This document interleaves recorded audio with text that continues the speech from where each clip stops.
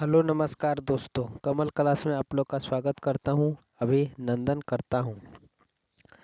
आज हम लोग क्लास 12 के हिंदी के गद्य खंड के चैप्टर 11 के हंसते हुए मेरा अकेलापन, जिनके लेखक हैं मलय जी, के प्रश्नोत्तर करेंगे।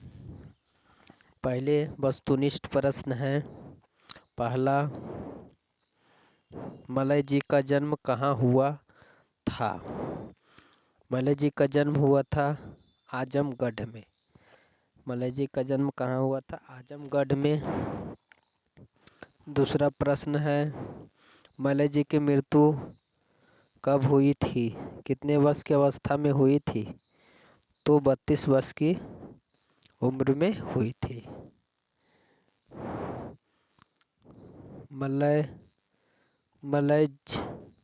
मलय जी के पिता का नाम क्या था? त्रिलोकीनाथ था। इनके पिताजी का क्या नाम था? त्रिलोकीनाथ था।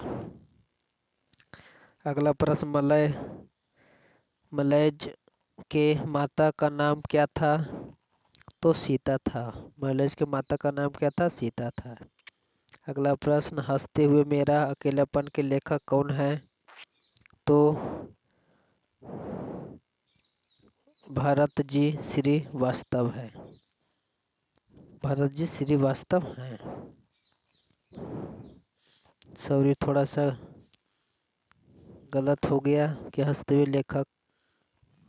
हुए मेरा अकेलापन के लेखक कौन है? तो मलय जी नहीं थे, इनके थे भारत जी श्रीवास्तव। सॉरी, थोड़ा सा गलत हो गया। हंसते हुए मेरा अकेलापन के लेखक कौन है? तो भारत जी श्रीवास्तव हैं।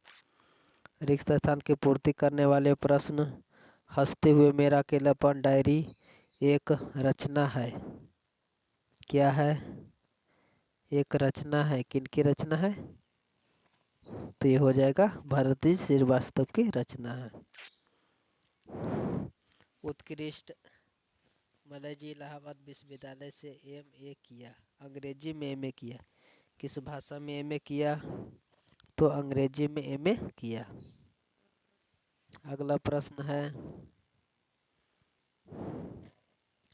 मलय जी की कविता और आलोचना से कम महत्वपूर्ण नहीं है इनकी डायरियाँ जो बहुत महत्वपूर्ण है। अगला प्रश्न, एक कलाकार के लिए निहायत जरूरी है कि उनमें आग हो और वह खुद ठंडा हो। पांचवा प्रश्न है, मलय जी की सर्वोत्कृष्ट डायरी क्या है? कब बनी थी? तो 3 मार्च 1981 ईस्वी को। 3 मार्च 1981 ईस्वी को। अगला प्रश्न लघुत्तरीय प्रश्न है, मलय किस दौर के कवि हैं? तो नई कविता के अंतिम दौर के हैं। दूसरा प्रश्न, मलय जी मन का कूड़ा किसे कहते हैं? तो डायरी को कहते मन का कूड़ा। मलय किस कर्म के बिना मानवीयता को अधूरा मानते हैं? रचनात्मक कार्य के बिना। चौथा, हंसते हुए मेरा अकेलापन किसकी कृति है? तो मलय की कृति है।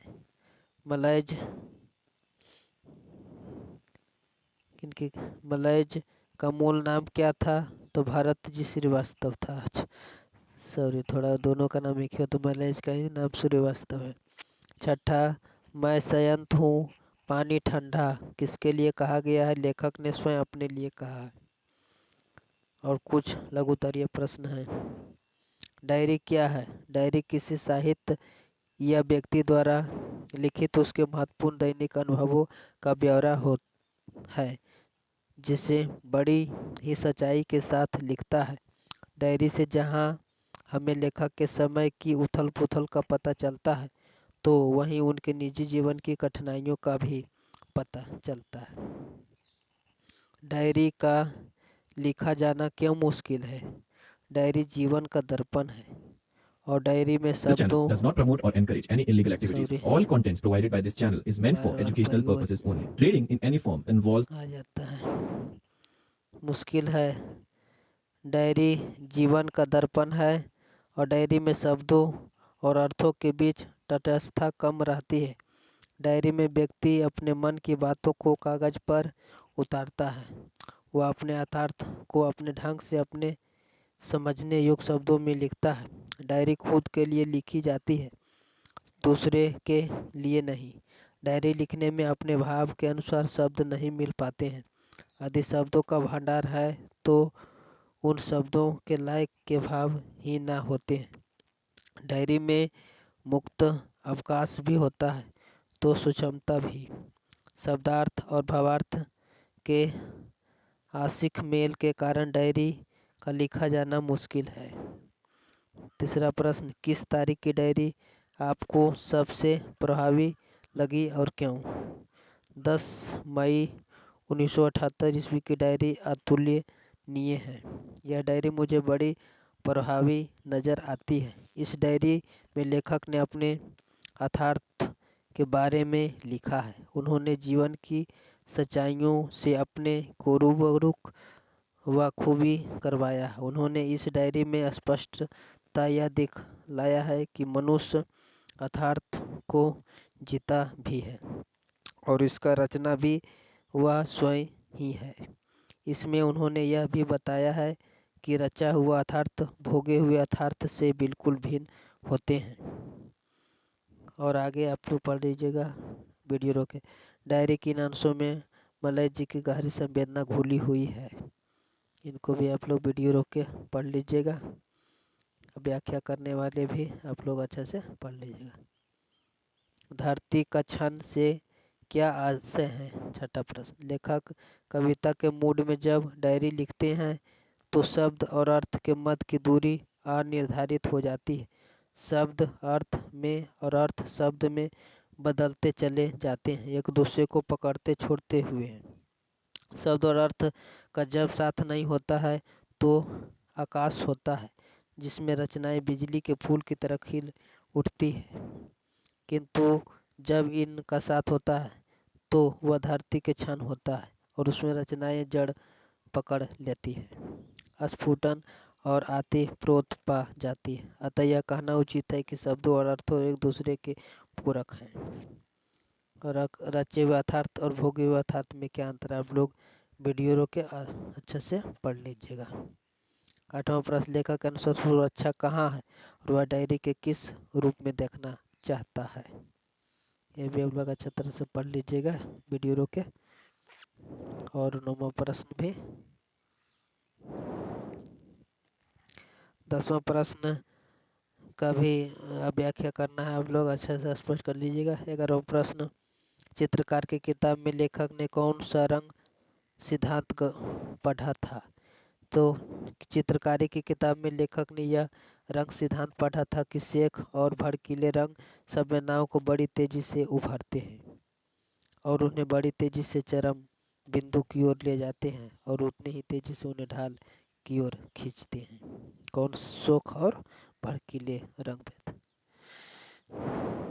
11 जून 1978 ईस्वी को डायरी के शब्द अर्थ के संबंध पर प्रकाश डालिए। इनको आप लोग वीडियो रोक के अच्छा तरह से पढ़ लीजिएगा।